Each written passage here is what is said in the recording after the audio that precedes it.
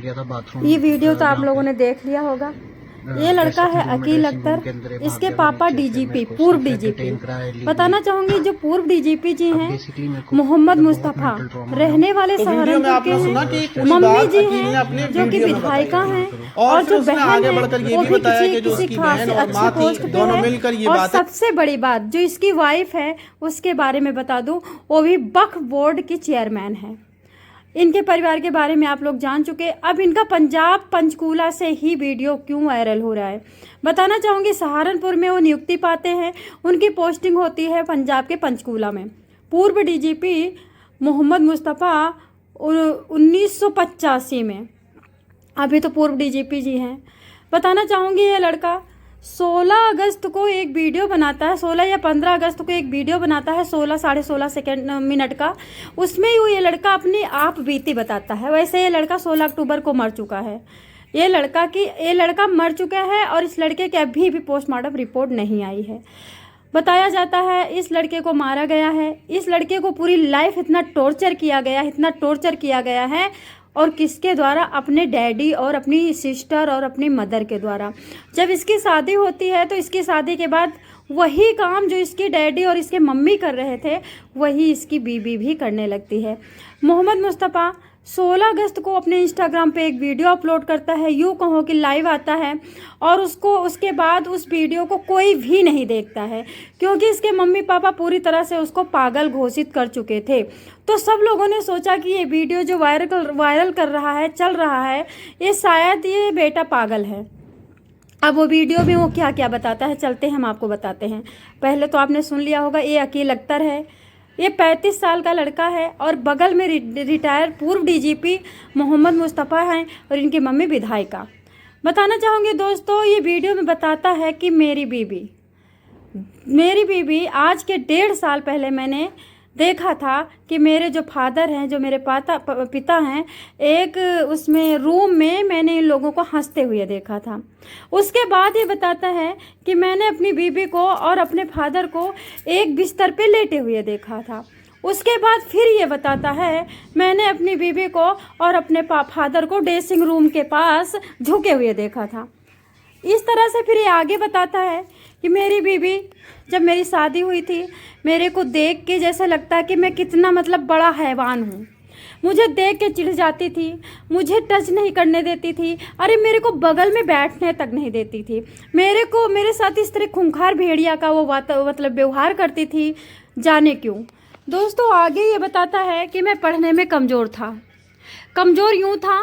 पापा की पोस्टिंग होती थी, जहाँ जहाँ पोस्टिंग होती थी वहाँ मेरे को बहन को जाना पड़ता था। 9th क्लास से पोस्टिंग शुरू हुई थी और हमें साल 2 साल पे कभी ये स्कूल कभी वो स्कूल हम सेटल हो ही नहीं पाए।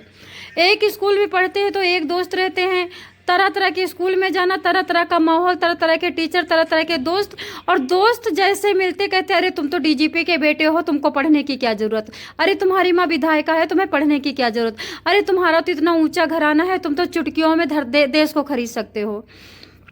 इस तरह से इसकी हवाइयाँ इतनी उड़ती रहती थी, ये पढ़ ही नहीं पाया, पढ़ने में मन नहीं लगा। उसके बाद ये अपने घर में अपना छोटा मोटा काम करता रहा। उसके बाद इसने छोटी सी एक अपनी कंपनी भी खोली। कंपनी भी अच्छी तरह से चली जी, जो कि कंपनी का सारा पैसा आता था इसके हाथ में नहीं दिया जाता था। अब ये वैसे तो मर चुका है, लेकिन अब मैं बताती हूँ इसके साथ क्या क्या हुआ था। इसके फादर इसको पागल घोषित कर चुके थे। इसके फादर इसको वैसे जैसे नशा मुक्ति नहीं होता, नशा मुक्ति केंद्र में डाल चुके थे। नशा मुक्ति केंद्र में जितने लोग थे उनके साथ ये बैठ करके रोया करता था और अपना दुख भरी अपनी कहानी बताया करता था। और इसके ये हालात कब बुरे हुए थे, इसने एक बात और खोली है।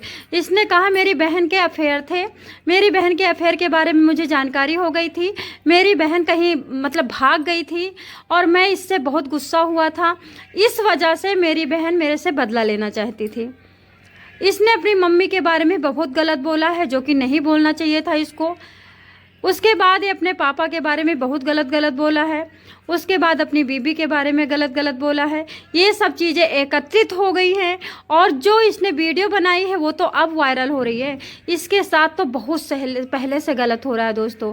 ये लड़का अब सबसे पहली बात ये है कि जो अपने लड़के को पागल खाने में भेज सकता है, पागल की दवाई खिला सकता है, दिमाग ख़त्म हो जाए उसकी दवाई खिला सकता है, और जब लोग पूछते हैं कि तुम्हारा बेटा कैसी कैसी वीडियो बना रहा है और कैसी कैसी बातें कर रहा है, तो ये कह सकता है कि मेरा बेटा पागल है, मेरा बेटा डिप्रेशन में है, मेरा बेटा किसी तरह से मानसिक विक्षिप्त हो चुका है।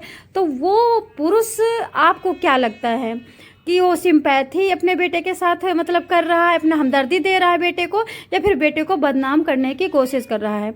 वीडियो बहुत बड़ा हो जाएगा, आप सारे चैनलों पे देख रहे होंगे क्या हो रहा है। वीडियो बहुत बड़े बड़े लोग बना रहे हैं। बस मैं शॉर्टकट में बताना चाहूँगी। सहारनपुर का परिवार एक, जो कि पंचकूला पंजाब में हरियाणा में रहता है, पंजाब से सटा हुआ बॉर्डर है, और वहाँ पे उनकी पोस्टिंग होती है, वहाँ पे उनका बंगला भी है, वहाँ पे उनके मतलब दोस्त यार सभी हैं। और ये वीडियो जब बनाया जाता है तो 16 अगस्त को बनाया जाता है। बच्चा 15 अक्टूबर 16 अक्टूबर को मरता है। अब आप सोच सकते हो 2-2.5 महीने पहले ही उस बच्चे ने सारी अपनी आप बीती बता दी थी, और उसके बाद वो वीडियो उसने डिलीट कर दिया था। लेकिन उस वीडियो को मोहम्मद मुस्तफ़ा यानी कि उस अकील अख्तर बेटे के पड़ोसी, एक शमसुद्दीन करके कोई पड़ोसी है इनके, उन्होंने जब ये लाइव कर रहा था या वीडियो अपलोड किया था, जब भी उसने स्क्रीन रिकॉर्डिंग ले ली थी और स्क्रीन रिकॉर्डिंग ले करके अपने पास रखी थी। लेकिन उस वीडियो को उसने दिखाया कब, मतलब उसने थाने में भी भेजा है, बहुत बड़े बड़े चैनलों को भेजा है, जब ये 16 अक्टूबर को लड़का ख़त्म हो जाता है।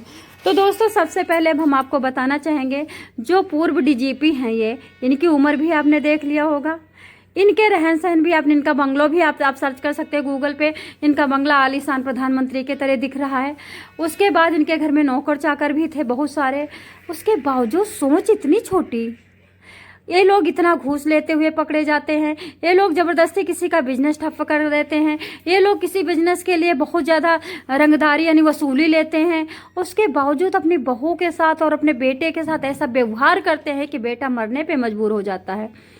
दोस्तों वो वीडियो में इसने बोला था, ये मैं वीडियो बना रहा हूँ, मेरी माँ को मैंने सुना है, मेरी बहन को सुना है कि इस लड़के का इंतजाम करना पड़ेगा। अब एक बात बताइए, 1.5 साल तक इसने कैसे झेला होगा?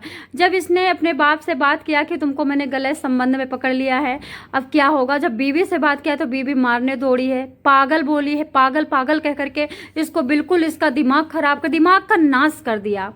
अब यही होता है, अगर किसी के अवैध संबंधों को आप पकड़ लेते हो तो सबसे पहले आपको पागल कहा जाता है, क्योंकि दुनिया इस वर्ड पे बहुत जल्दी भरोसा कर लेती है। क्योंकि जिसके साथ गलत होता है वो चीखता भी ज़्यादा है, चिल्लाता भी ज़्यादा है।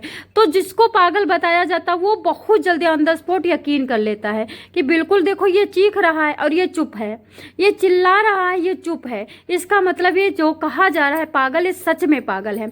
ये बोला मेरी बहन को मैंने सुना, और जब मैंने कहा कि अरे बाप रे बाप, मेरे लिए इतनी चालें चली जा रही हैं, मेरी बहन कह रही है इसको ठिकाने लगाओ। बहन के अफेयर को पता चल गया, पिता और बहू के अफेयर को पता चल गया, माँ की भी गंदगी पता चल गई, तो भाई बस बच्चा तो लाइन से लगाया ही जाएगा, क्योंकि देश दुनिया में नाम है, उस नाम को कालिक पोतने वाला लड़का घर में बैठा है, तो उसको तो ठिकाने लगाया ही जाएगा। फिलहाल उसके बाद 3 मिनट की और एक वीडियो रिकॉर्डिंग करके उस बच्चे ने रखी है। उसमें ये कहा गया है कि जो भी वीडियो हमने बनाया है, अब इसके लिए इस बच्चे को इतना मारा गया होगा, इतना दबाव बनाया गया होगा, इतना टॉर्चर किया गया होगा, मौत का मुंह दिखा दिया गया होगा, तभी तो उसने 3 मिनट की वीडियो बनाई कि जो भी वीडियो मैंने बनाई मेरा दिमाग खराब था। और ये यही लड़का है जहाँ पे इसको नशा मुक्ति केंद्र में जहाँ पे छोड़ा गया था, यही लड़का बोल रहा था अपने वहीं पे मतलब जो सहयोगी थे कि मेरे साथ टॉर्चर किया जा रहा है। मैं बिल्कुल स्वस्थ हूँ, मेरा कहीं दिमाग खराब नहीं, मुझको जानबूझ के पागल घोषित किया जा रहा है, और अभी देखना थोड़े दिन में मुझे मार दिया जाएगा, मेरी जान बचने वाली नहीं है। क्योंकि मेरी बहन और मेरी माँ और मेरे पिता साफ कह रहे थे कि मैं इसका ठिकाने लगाना पड़ेगा, मेरी बीवी भी उसमें शामिल थी। तो दोस्तों अब आपको बताऊंगी, एक राजस्थान का केस आया। राजस्थान के तो बहुत केस आ रहे हैं। जो अभी बेटा ने देख लिया था अपने पिता को कुकर्म करते हुए, और फिर बेटा जैसे मुड़ा, बेटे ने बात भी नहीं की, बेटे ने कुछ नहीं पूछा कि क्या कर रहे हो तुम लोग, वो वहां से भागा। वैसे ही पीछे से खींच के कॉलर पिता ने बेटे को पटक दिया और छाती पे चढ़ गया और गला दबा दिया, और बीबी भी मिल करके। अभी का केस है, अभी 2 महीने हुए हैं। उसके बाद आपको बताना चाहूँगी, एक पूर्व कर्नल हैं राजस्थान में, जो कि प्रधान गांव के जो होते पार्षद, मतलब जो चुनाव पड़ता है तो गांव की देख रेख करते हैं, वो भी अभी केस आया था। डीएम के पास बीबी बैठी थी, धरना प्रदर्शन में बैठे थे सब। उसने बेटा नीट की परीक्षा, नीट का वो पढ़ाई कर रहा था, और बहू घर में थी, और बहू के साथ गंदे गंदे वीडियो बना रहा था, बाथरूम में कैमरा लगा दिया था, और फिर बहू की वीडियो बना करके ब्लैकमेल कर रहा था। अभी का अगस्त का मामला है। तो आपको बताना चाहूँगी, इस केस में बड़े लेवल के होने के लिए ना तो डॉक्टर बोलेगा, ना तो कोई बड़े चैनल भी ज़्यादा बोलेंगे, और ना तो ज़्यादा इसमें कोई भी पुलिस वाला, कोई भी कोर्ट से कोई आपको एक संदेशा मिलेगा कि नहीं वो लड़का सही था। देखो लड़का तो मर ही गया है, अब लड़का वापस नहीं लौटेगा। लेकिन इन कुकर्मियों को, ऊंची पोस्ट पे बैठे हुए जो अपनी बहू बेटियों को गलत नज़र से देखते हैं, क्या ये समाज का उद्धार कर पाएंगे? बताइए आप लोगों का क्या विचार है। मैंने शॉर्टकट में बताया है, पूरी डिटेल में अगर हम पढ़ के बताते तो 25 मिनट का वीडियो बनता। आप देखिए, दूसरे चैनल पे देख लीजिए उनकी पोस्टिंग कहाँ कहाँ होती है, कौन से इलाके में उनका बंगलो है, और कौन कौन से वो उन्होंने अवार्ड पाए हैं, उनकी बीबी का कार्यकाल क्या रहा है, उनकी बीबी आम आदमी पार्टी से विधायक रही हैं। आप ये सब देख सकते हैं। इसको जान के करेंगे क्या? फिलहाल विधायक हो, मान लो विधायक थी, विधायक होते हुए भी वो अपने बेटे को नहीं बचा पाई। इतना पैसा और इतना बड़ा बंगलो और घर में मतलब देखो क्या कहते कि वो होते हुए भी नौकर चाकर बेटे को तुम मतलब सुकून की वो नहीं दे पाई, जिंदगी नहीं दे पाई। तो इंसान अगर गलत करता है तो बेटे पे ही उतरता। बेटा चला गया। अब देखिए, आप अगर एक्स पे जाएंगे ना तो एक्स पे भी लिखा है, जिस डीजीपी ने बहू से अवैध संबंध के लिए बेटे को मारा है वो अपने कार्यकाल के दौरान कितना भ्रष्ट रहा होगा। अब आप सोच सकते हैं, एक्स पे इस मोहम्मद मुस्तफ़ा डीजीपी विधायक माँ की इतनी पिक्चरें पड़ी हैं। आप इसे पढ़ेंगे, आप देखेंगे, जानेंगे कि जितने सरकार, अब देखो मोदी जी ने स्कूल बंद करवाए, 45,000 स्कूल बंद करवाए। उसके लिए जो फंडिंग मीडिया है अपने गले के अंदर तक का नरकसी दिखा रहा है चिल्ला चिल्ला के, लेकिन वो ये नहीं जा रहा है तह में कि पूर्व डीजीपी, इतना भ्रष्ट पूर्व डीजीपी जो अपने बेटे को खा गया, जो अपनी बहू को खा गया, वो क्या करता होगा अपने कार्यकाल में। वो कुर्सी पे बैठ करके कितनों की जिंदगी खा चुका होगा, कितने होटलों को चुन चुका होगा, कितनी औरतों को, बेबस महिलाओं को वो बदनाम कर चुका होगा, उनके साथ कितने कितने अवैध संबंध बना चुका होगा। और सबसे बड़ी बात कि विधायक माँ, वो भी अपने बेटे को नहीं बचा पाई, क्योंकि माँ को भी गुमराह किया गया है, माँ का भी डिप्रेशन में दिमाग डाला गया है। जब माँ ने सुना होगा कि मेरे पति के संबंध मेरी बहू से हैं, और फिर बेटा पागल है, और फिर ये बेटा पागलपन पे का, तो वो भी मतलब कंफ्यूज हो गई होगी, उसे विश्वास ही नहीं हुआ होगा। और फिर उसे ये लगा होगा कि देखो बड़ी बदनामी होगी, वो भी मार में शामिल हो गई, बहन भी मारने में शामिल हो गई। उसके बाद तुम बचा पाओगे? घंटा बचा लोगे लड़के को? तो दोस्तों वीडियो शुरू में लगा दिया है। अभी मैं आपको बताना चाहूँगी, पोस्टमार्टम की रिपोर्ट आती है, उसके बाद इन लोगों के ऊपर तुरंत की तुरंत FIR हुआ है। जैसे पड़ोसी ने वीडियो दिखाई है, पुलिस को भेजी है, बड़े बड़े न्यूज़ चैनल को भेजी है, कलेक्टर को भेजी है। और जो पड़ोसी है शमसुद्दीन, बहुत ही अच्छा काम किया, क्योंकि गंदगी को छुपाने वाला बहुत बड़ा पाप का भागी होता है। गंदगी को छुपाना नहीं चाहिए, इसकी गंदगी को उजागर करने का ये काम जो शमसुद्दीन ने किया है, बहुत अच्छा काम किया है। अब बहुत सारे न्यूज़ चैनल है जो मतलब मुस्लिम के तलवे चाटते हैं, मुस्लिम की गलतियों को छुपाते हैं, वो इस पे वीडियो नहीं बनाएंगे। अभी अयोध्या में मतलब वहाँ पे बत्ती जलाई गई, दीप जलाए गए, उससे धुआं हो गया, ये मर गए, इनको दमा के मतलब रोग हो गए, इनको शुगर हो गया, इनको सबको कैंसर हो गया। अरे बाप रे बाप, मतलब भगवान राम के जलाए गए दिए पे इतनी बड़ी राजनीतिक चल रही है, इतनी बहस चल रही है। अरे भैया, तुम अपने माँ को क्या जलाते होगे दिया? माँ को तो तुम अपने अंधेरे में रखते होगे। बताइए, अगर राम के दिए नहीं जलाए जाते तो तुम प्रदूषण को रोक लेते? भारत देश का धुआं और ये प्रदूषण, ये गाड़ियों का धुआं रोक लेते? गाड़ियों का धुआं तो तुम कभी नहीं रोक सकते हो, क्योंकि गाड़ी से निकलते हो।